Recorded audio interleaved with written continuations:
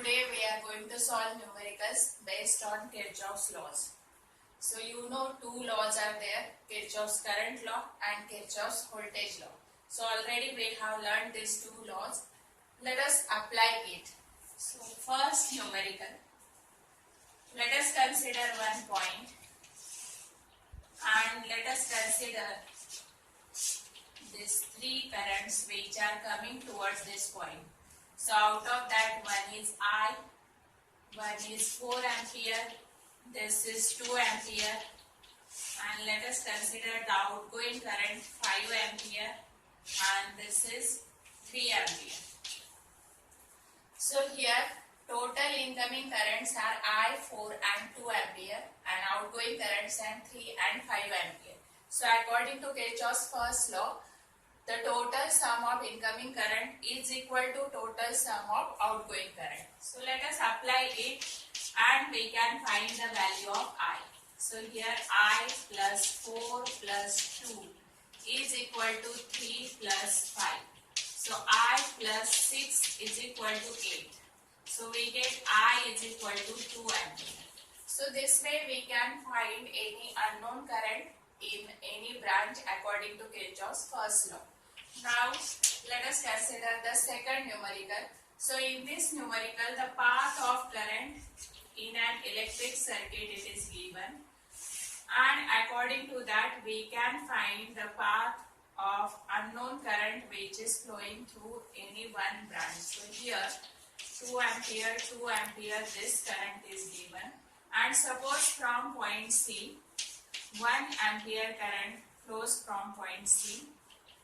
Then here let us consider point D.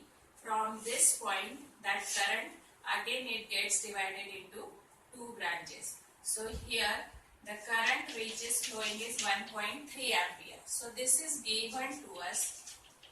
Now let us find the current through this branch which is unknown to us. So let us consider this branch as DE. So current through this branch DE is I. Let us find out value of I according to Kirchhoff's first rule. So here 2 ampere, 2 ampere and both currents are coming at point B. So through BC the total current 4 ampere will flow. Then at this point it gets divided into two branches. Out of that 1 ampere current it flows through this branch. That's why remaining 3 ampere will flow through CD. Then at point D again it gets splitted into two parts. So out of that 1.3 ampere current it goes this branch. So what is I? So 3 ampere it gets divided into two branches, that is I plus 1.3. That's why I is equal to 3 minus 1.3 which is equal to 1.7 ampere. So this way we can find any unknown current in any branch according to Kirchhoff's current law. Now let us apply Kirchhoff's voltage law to one closed circuit. So for that, the closed circuit is given like this.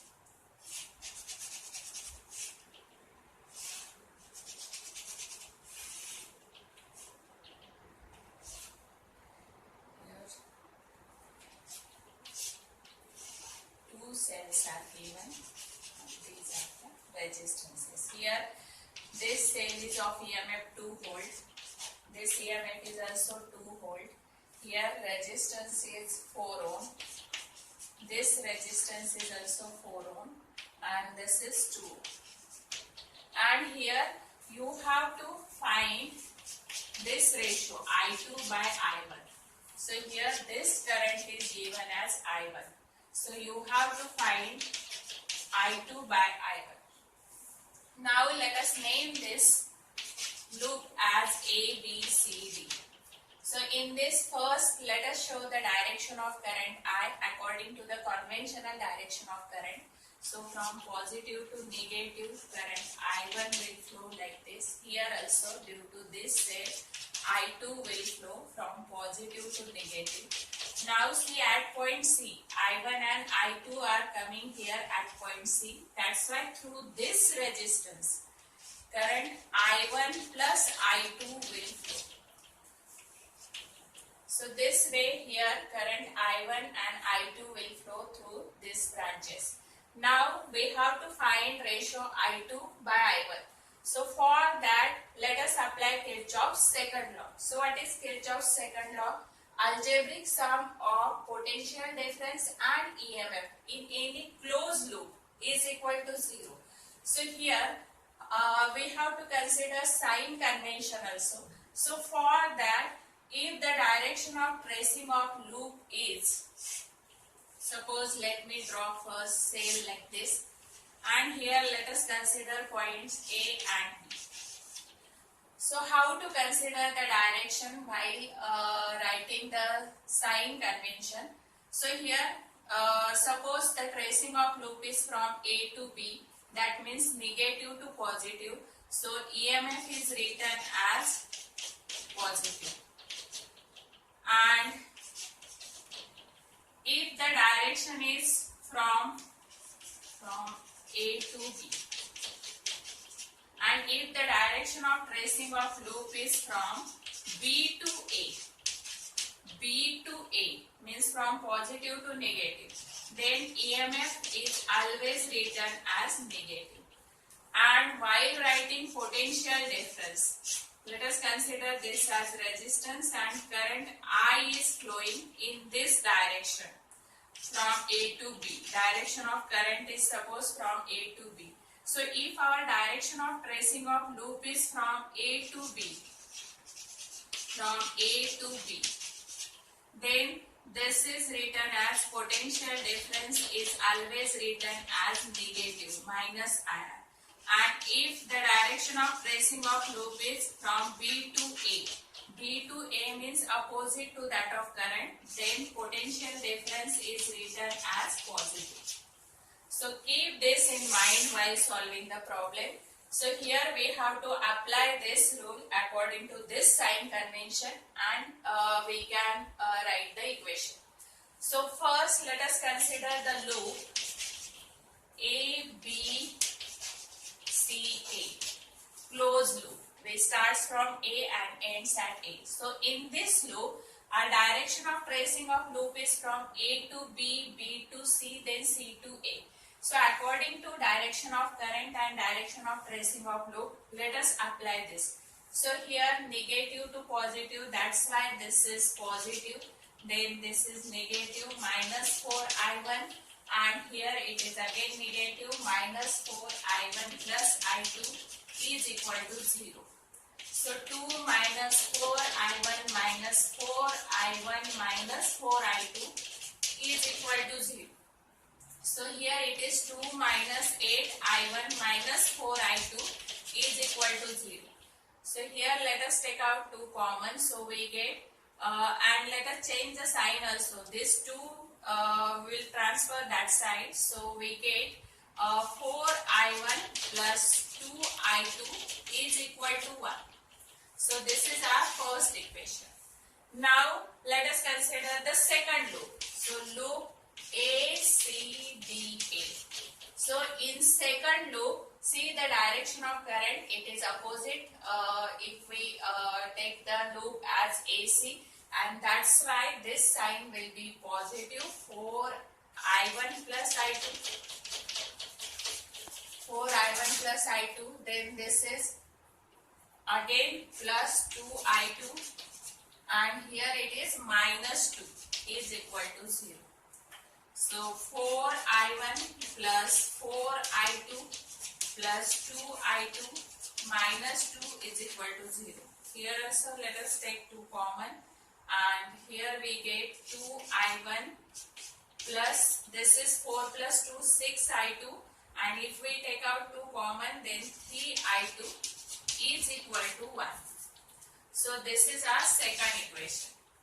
Now as we have to find I2 by I1, here see the RHS is equal. That's why if we subtract equation number 1 from 2, then we'll be getting equation in terms of I1 and I2, and then it will be easy to find this ratio I2 by I1.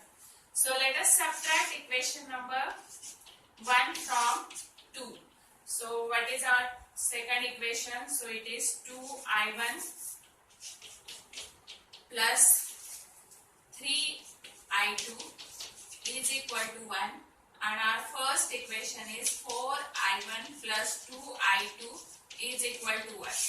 So here this becomes 6I1, we have to subtract, so this is minus 2I1.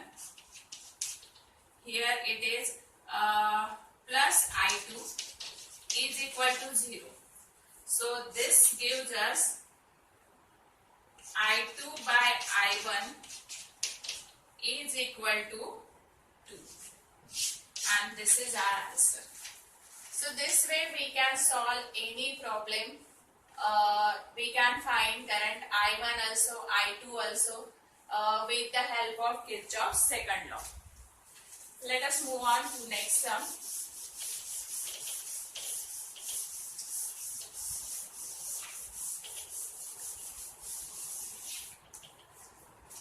So in next sum, the circuit is given as two resistances are given, and here one more resistance is connected to switch, and that other end of that switch is grounded. So here this resistance is of 2 ohm, this resistance is of 4 ohm, and this resistance 2 ohm. This switch is S, and here voltage is given. At this point it is 20 volt, at this point it is 5 volt. This is given, and you have been asked that when the switch S is closed, then you have to find current pass through it. Means you have to find current through closed switch S. Current through closed switch S. Now listen carefully. So here if we close this switch S, then let us consider the current which is flowing through this switch is I. Now due to this potential, due to this voltage, current which will be flowing through this resistance will be I1, and current which will flow through this resistance due to this voltage direction will be like this according to the given situation. So current will be I2, and this current is I.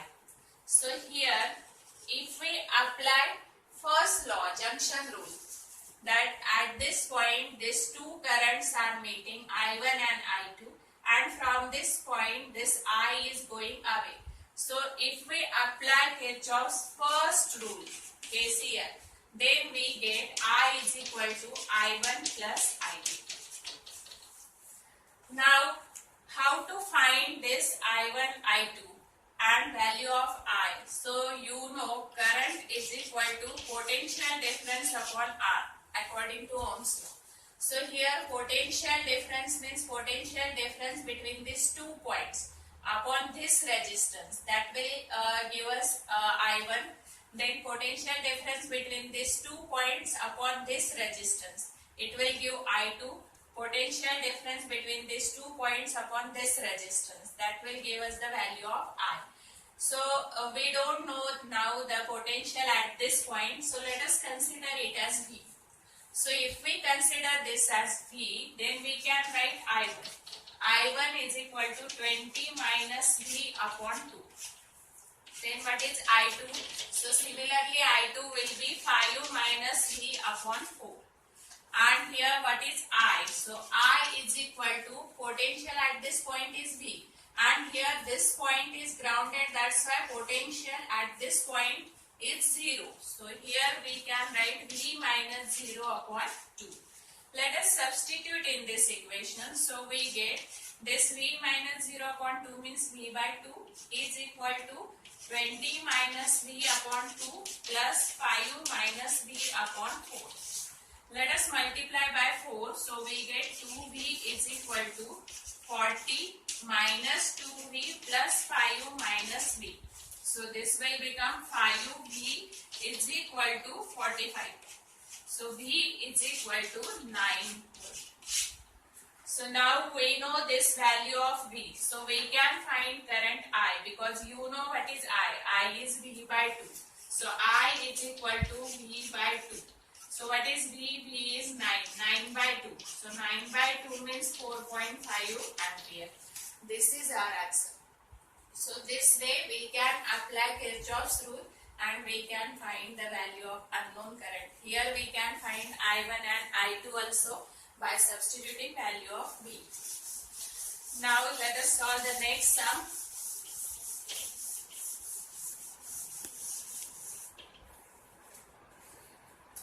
So in next sum you have to find current I1 in this given circuit. So your circuit is like this.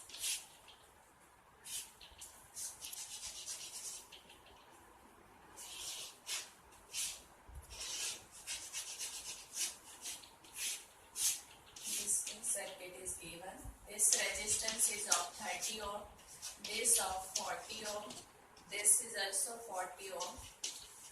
Then this voltage is EMF is 40 volt, this is 80 volt,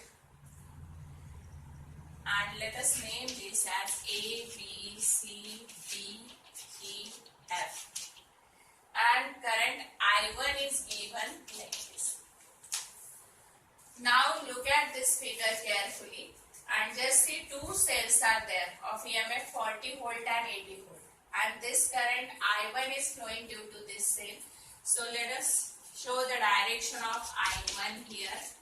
Now due to this cell I2 will flow through this ED and direction of I2 will be this. So here I2 and here I1 means obviously the current which is flowing through this resistance 40 ohm will be I1 plus I2.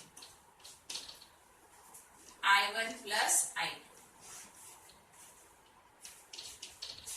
So first you have to see the direction of current, then give that direction properly, write which current is flowing through which branch, then it is easy to solve the problem. Now let us apply Kirchhoff's second rule, that is KVL. So according to KVL we need to consider one closed loop. So it is A, B, C, F, A. So in this closed loop, now you know the sign convention. According to that it is in the direction of current, that's why minus 30 I1. Then here it is plus 40. Then minus 40 I1 plus I2 is equal to 0. Let us take out 10 common, so we get minus 3 I1 plus 4 minus 4 I1 minus 4 I2 is equal to 0. So here this is minus 7 I1. So let us change the sign also. So 7 I1 plus 4 I2 is equal to 4. This is our first equation. Then loop F, C, D, E, F. Second loop F, C, D, E, F. So in this loop let us apply Kirchhoff's second rule. So here FC, direction of current, is exactly opposite to that of the tracing of loop. That's why 40 I1 plus I2. This potential difference will be positive. Then next it is minus 40 minus 80. Then next is plus 40 I2 is equal to 0. Now here let us take out 10 common and we get 4 I1 plus 4 I2 minus 4 minus 8 means it is minus 12 plus 4 I2 is equal to 0. So we get here 4 I1 plus 4 I2 plus 4 I2 plus 8 I2 is equal to 12.